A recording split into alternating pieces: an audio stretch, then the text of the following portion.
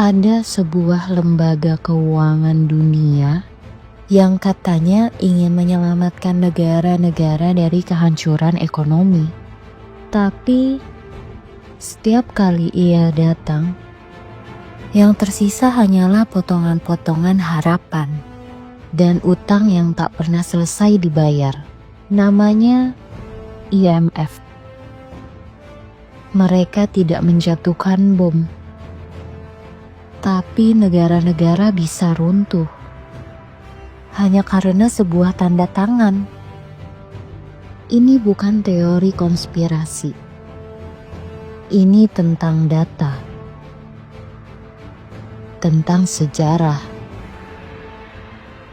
tentang pola yang terus berulang. Dan seperti biasa, semuanya dimulai dengan krisis dan berakhir dengan kendali. Apa itu IMF? IMF, International Monetary Fund, atau Dana Moneter Internasional, adalah lembaga keuangan global dengan 191 anggota negara.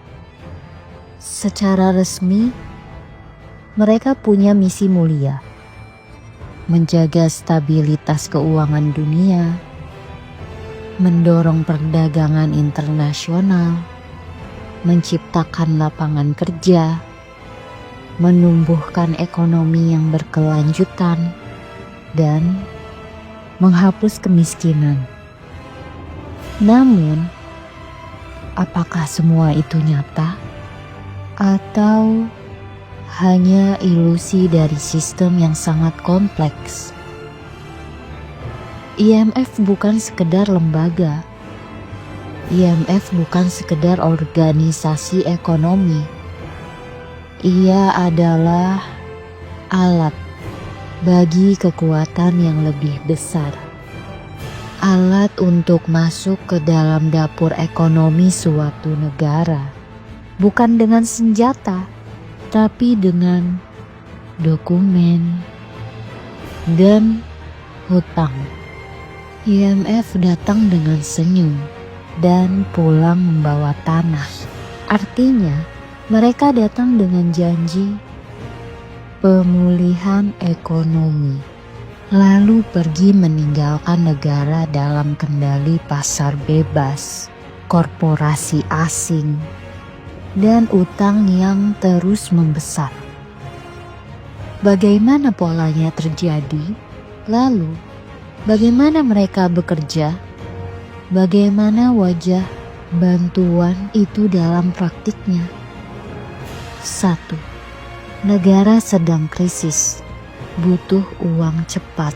IMF datang menawarkan pinjaman besar, cepat, cair, tapi bersyarat. 2. Syaratnya, potong subsidi rakyat, privatisasi BUMN, deregulasi pasar, longgarkan investasi asing. Semua dibungkus kata indah: efisiensi dan reformasi. 3. Apa yang terjadi? Harga-harga naik, perusahaan strategis dijual, sumber daya alam dikelola asing. Negara tetap miskin, tapi utangnya naik. Secara nama, negara itu masih merdeka, tapi di balik layar, ekonominya sudah bukan miliknya sendiri. Contoh-contoh nyata. Mungkin itu terdengar teoritis, tapi ini sudah terjadi berkali-kali. Indonesia, 1998. Krisis moneter menghantam. IMF masuk. Syaratnya, bubarkan Bulog, naikkan harga BBM, dan jual BUMN.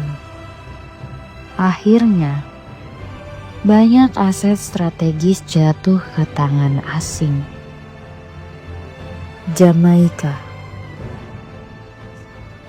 Setiap krisis, IMF beri pinjaman. Pertanian lokal mati, industri dalam negeri hancur, rakyat semakin miskin. Argentina. Pinjam, syarat berat, gagal bayar, krisis, pinjam lagi. Lingkaran setan tanpa akhir. Tapi, bagaimana jika negara menolak IMF? Tidak semua negara patuh. Ada yang menolak, ada yang ingin berdiri di atas kaki sendiri. Dan apa yang terjadi pada mereka? Libya yang saat itu dipimpin oleh Muammar Gaddafi. Gaddafi ingin buat mata uang dinar emas untuk Afrika. Tolak utang barat, biayai mega proyek air dari kantong negara. Hasilnya, ia dituduh melanggar HAM. NATO datang, Gaddafi diseret, dibunuh di jalan. Burkina Faso yang saat itu dipimpin oleh Thomas Sankara menyebut IMF sebagai bentuk penjajahan baru. Tolak bantuan internasional, dorong swasembada pangan, pendidikan gratis, dan layanan kesehatan. Hasilnya, dikudeta, tewas muda, diduga kuat, didukung elit lokal dan bekas negara penjajah. Iran yang saat itu dipimpin oleh Muhammad Mossadegh, nasionalisasi perusahaan minyak Inggris. Kudeta rahasia dilakukan, Mossadegh jatuh, Shah kembali berkuasa, pro Barat. Chile yang saat itu dipimpin oleh Salvador Allende, presiden sosialis yang ingin nasionalisasi tambang asing. 1973, kudeta berdarah, Allende tewas, diktator Pinochet naik dengan sokongan kekuatan luar. Pola yang berulang, tolak hutang, dianggap ancaman, lawan sistem, dicap diktator. Hasil akhirnya dilengsarkan atas nama demokrasi. Kadang lewat perang informasi, sanksi ekonomi, oposisi dalam negeri, bahkan intervensi militer. Inti dari semua ini, kebebasan ekonomi bisa lebih berbahaya dari senjata nuklir karena negara yang mandiri tidak bisa dikendalikan. Mereka datang dengan senyum dan pula membawa lebih dari sekedar tanda tangan. Mereka pulang membawa kendali.